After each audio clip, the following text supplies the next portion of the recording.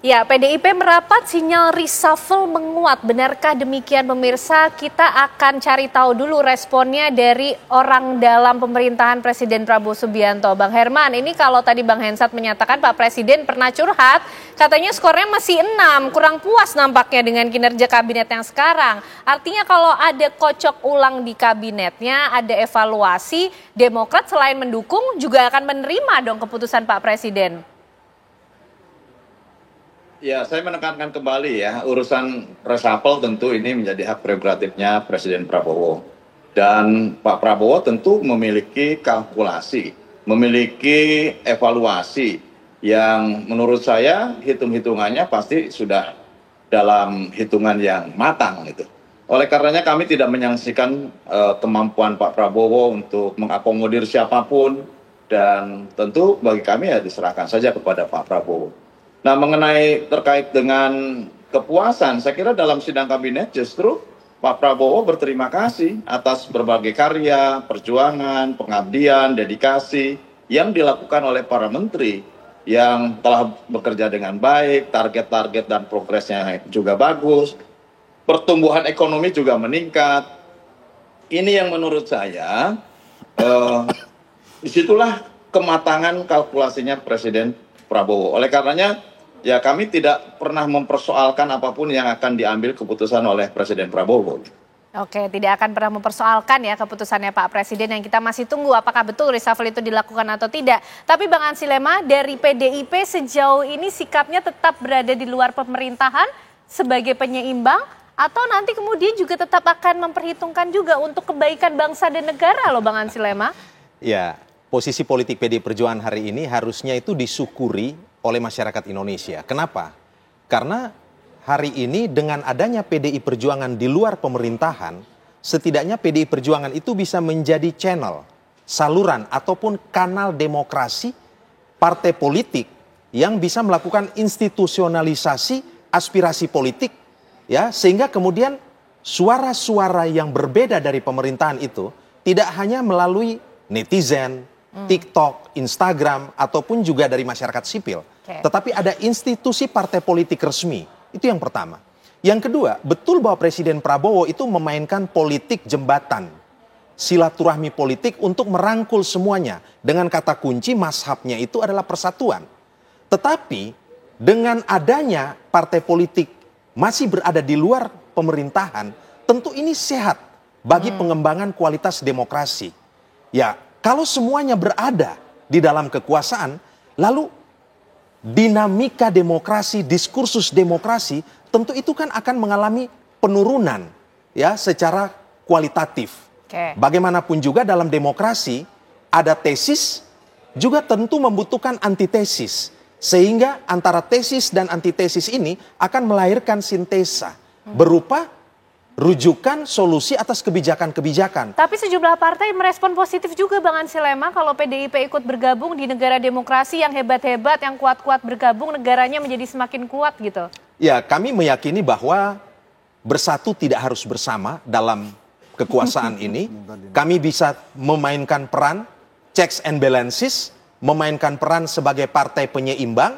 Kami akan proporsional, tentu dasarnya itu adalah penalaran secara objektif, kajian komprehensif, didukung oleh data, fakta, dan riset yang aktual, sehingga kemudian akan memberikan masukan-masukan yang positif bagi pemerintahan Presiden Prabowo Subianto ini. Toh di sana punya juga makna kegotong royongan yang merupakan inti dari Pancasila ini. Dan PDI Perjuangan itu ya memang berpegang teguh pada politik kegotong royongan ini. Oke, baik Bang Hensat, selalu bersama tapi tak bersatu nih, kayak sepasang sepatu kayaknya. Tapi tujuannya Pak Prabowo merangkul semua, itu sebenarnya definisinya sampai seperti apa sih Bang Hensat? Apakah sampai membuat PDIP bergabung ke kabinet, atau seperti ini saja sudah bukti merangkul? Pemahaman pada sebuah kesatuan visi menurut saya itu yang dimaksud Pak Prabowo dengan merangkul ya. Apa yang terjadi dengan PDI Perjuangan sekarang kan walaupun tidak berada di kabinet, tapi ya sejalan dengan apa yang diinginkan oleh Pak Prabowo. Dan kemudian canggihnya Pak Prabowo nih kelihatannya dia bersedia tuh jadi jembatan antara Ibu Mega dengan Pak Jokowi kan. Antara presiden kelima dengan presiden ketujuh. Dia oke-oke aja tuh.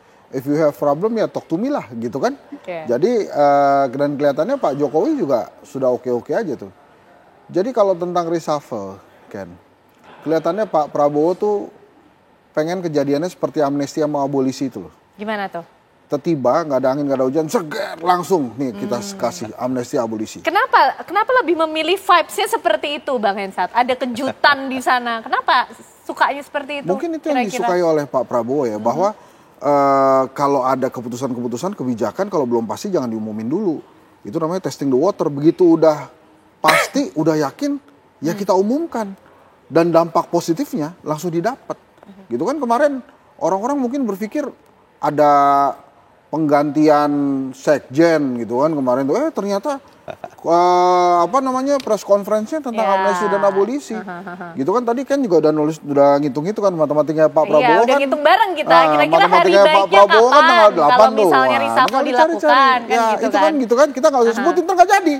Kalau kita sebutin lagi tapi kalau begitu. Kalau ada unsur 8 kan pilihannya masih banyak tanggalnya nih Bang Hensat. Nanti begitu disampaikan langsung menteri-menteri baru, wamen-wamen baru yang sudah ditelepon-teleponin itu langsung dilantik kan canggih juga, keren tuh ya.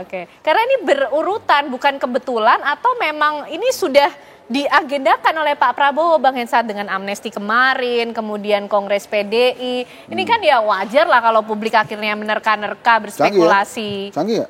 Canggih kan? Tapi akhirnya ada kejutan itu tadi yang akan dipilih. Nggak apa-apa, kejutan-kejutan asal positif kan oke-oke aja. Gitu, ini kenapa sih saya jadi juru bicaranya Pak Prabowo? Ini saya menduga-duga aja, nggak ada yang paham juga Pak Prabowo, yang ngerti ya cuma dirinya aja. Gitu ya. Ya Bang Dasko yang ngerti lah gitu aja. Tapi yang ngerti Bu Mega juga pasti kader-kader PDIP-nya ini juga suara-suaranya sudah keluar dari para kader ketika Kongres kemarin, Bang. Seperti apa sikap PDIP kemudian selanjutnya nanti misalnya ada tawaran-tawaran tersebut atau sudah diputuskan. Apapun yang terjadi nanti ke depan akan seperti ini sikapnya. Yang pasti sebagai kader kami akan tegak lurus pada sikap Ketua Umum. Karena itu amanat dari Kongres. Ya, dan Ibu Mega ya sejauh yang kami mengerti dan kami pahami, dalam kontestasi elektoral ataupun pilpres, kalau menang ya PDI menjadi partai yang memimpin pemerintahan, dan genetiknya kalau kalah ya PDI menjadi partai penyeimbang. Itu genetiknya. Ya, yang setidaknya sampai malam hari ini itu yang menjadi pegangan politik, prinsip politik Ibu Megawati Soekarno Putri. Tetapi bahwa relasi antara pemimpin bangsa, antara Ibu dan Pak Presiden Prabowo itu sangat baik, sangat konstruktif.